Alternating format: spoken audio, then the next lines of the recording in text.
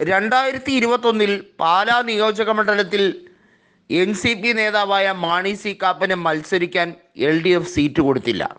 പകരം ജോസ് കെ മാണി, അത്രയും നാളും UDFിൻ്റെ എല്ലാ രീതിയിലുള്ള ആനുകൂല്യം പറ്റിയിരുന്ന കേരള കോൺഗ്രസ് എമ്മിനെയും ജോസ് കെ മാണിയും ഇരുകൈ നീട്ടി സ്വീകരിച്ചു.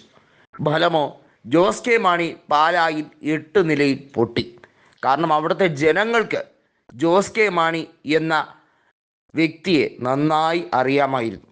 അദ്ദേഹത്തിൻ്റെ രാഷ്ട്രീയവും അദ്ദേഹത്തിൻ്റെ രാഷ്ട്രീയ ബോധവും ഒക്കെ പാലക്കാർ കൃത്യമായി അളന്ന് മുറിച്ച് വെച്ചിട്ടുണ്ടായിരുന്നു. അതുകൊണ്ട് തന്നെയാണ് ജോസ് കെ മാണിയെ അവിടെ നിന്ന് കെട്ടുകെട്ടിച്ചത്. നാളുകൾക്കിപ്പുറം NCPയിൽ ഉണ്ടാകുന്ന പൊട്ടിത്തെറി അതിരൂക്ഷമാണ്.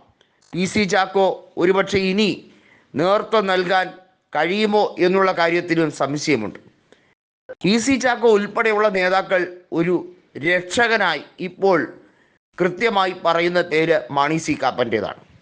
അദ്ദേഹം സ്വന്തമായി NCP വിട്ട് ഒരു പാർട്ടി രൂപീകരിക്കുകയും അവിടെ മത്സരിക്കുകയും അവിടെ ഒറ്റയ്ക്ക് വിജയിക്കുകയും ചെയ്തു.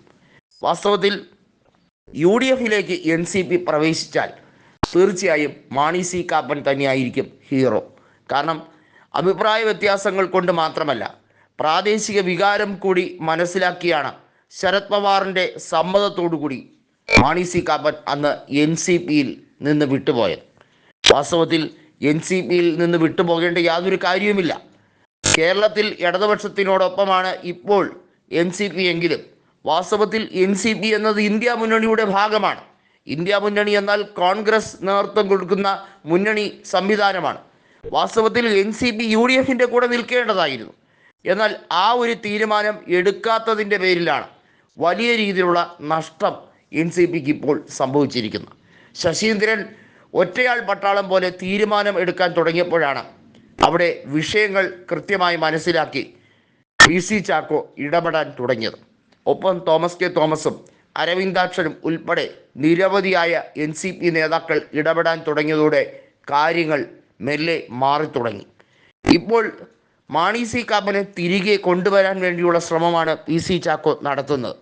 PC ചാക്കോയ്ക്ക് അറിയാം, മധ്യ തിരുവിതാംകൂറിൽ വോട്ട് ബാങ്ക് രാഷ്ട്രീയം സൃഷ്ടിക്കണമെങ്കിൽ മാണി സി കാപ്പൻ ഉണ്ടായേ തീരുകയുള്ളൂ. വാസ്തവത്തിൽ കോട്ടയം ലോക്സഭാ സീറ്റിൽ ഫ്രാൻസിസ് ജോർജിൻ്റെ വിജയത്തിൽ ഒരു പങ്ക് മാണി സി കാപ്പനുള്ളതാണ്. മാണി സി കാപ്പന് പാലായിൽ മാത്രമല്ല, നല്ല രീതിയിൽ വേരുകൾ മറ്റ് നിയോജക മണ്ഡലത്തിലും, അതായത് കോട്ടയം ലോക്സഭാ മണ്ഡലത്തിന് കീഴിൽ വരുന്ന മറ്റ് പല നിയോജക മണ്ഡലങ്ങളിലും അദ്ദേഹത്തിന് നല്ല രീതിയിൽ രാഷ്ട്രീയ പ്രവർത്തനവും അതുപോലെ അവരുമായുള്ള അഭേദ്യ ബന്ധമുണ്ട്. കോൺഗ്രസിനെ സംബന്ധിച്ചിടത്തോളം ഇതൊരു നിർണായക ഘടകമാണ്.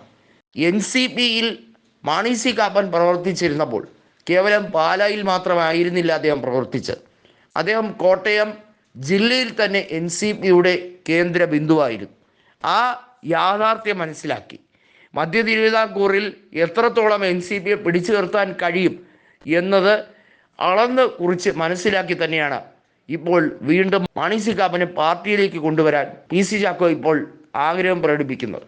ഇത് യാഥാർത്ഥ്യമായാൽ ശശീന്ദ്രനെ പുറത്താക്കും എന്നുള്ളതിന് യാതൊരു തർക്കവുമില്ല.